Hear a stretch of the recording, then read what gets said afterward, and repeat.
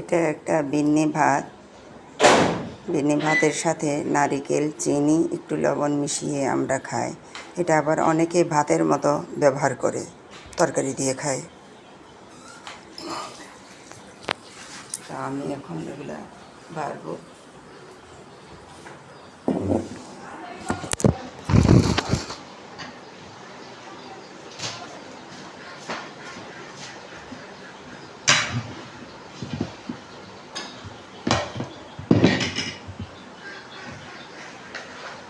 এটা সকালের নাস্তা হিসেবে খাবো।